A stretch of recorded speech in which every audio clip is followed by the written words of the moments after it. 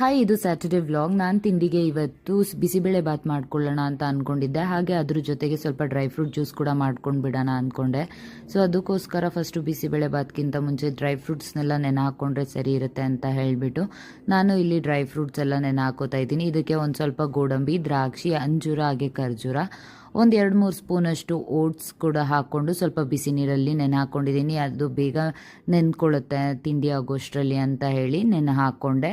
ಹಾಗೆ ಇವತ್ತು ಮಾಮೂಲಿ ಅಕ್ಕಿದು ಮಾಡೋ ಬದಲು ಗೋಧಿ ನುಚ್ಚದು ಮಾಡೋಣ ಅಂತ ಅಂದ್ಕೊಂಡೆ. ಬಟ್ ಗೋಧಿ ನುಚ್ಚು ಕಡಿಮೆ ಇದ್ದಿದ್ದರಿಂದ ನಾನು 1 ಕಪ್ಪಷ್ಟು ಅಕ್ಕಿ ಕೂಡ ಆ್ಯಡ್ ಮಾಡ್ಕೋಬೇಕಾಗಿತ್ತು. ಸೊ ಅದನ್ನು ಆ್ಯಡ್ ಮಾಡಿಕೊಂಡು ನಾನು ಬೇಯೋದಕ್ಕೆ ಇಟ್ಕೊಂಡೆ. ಹಾಗೆ ಇನ್ನೊಂದು ಕಡೆ ತರಕಾರಿ ಕೂಡ ಬೇಯಿಸ್ಕೊಂಡು ನಾರ್ಮಲಿ ಎಲ್ಲರೂ ಹೇಗೆ ಬಿಸಿಬೇಳೆ ಬಾತ್ ಮಾಡ್ತಾರಲ್ಲ ಜಸ್ಟ್ ಅದೇ ಥರ ಮಾಡಿಕೊಂಡೆ. ಬಟ್ ಗೋಧಿ ನುಚ್ಚು ಅನ್ನೋದು ಒಂದು ಎಕ್ಸ್ಟ್ರಾ ಅಂತ ಅನ್ಕೋಬೋದು. ಅದು ಹೆಲ್ದಿ ವೈಸ್ ಕೂಡ ಒಳ್ಳೆಯದು ಕೂಡ.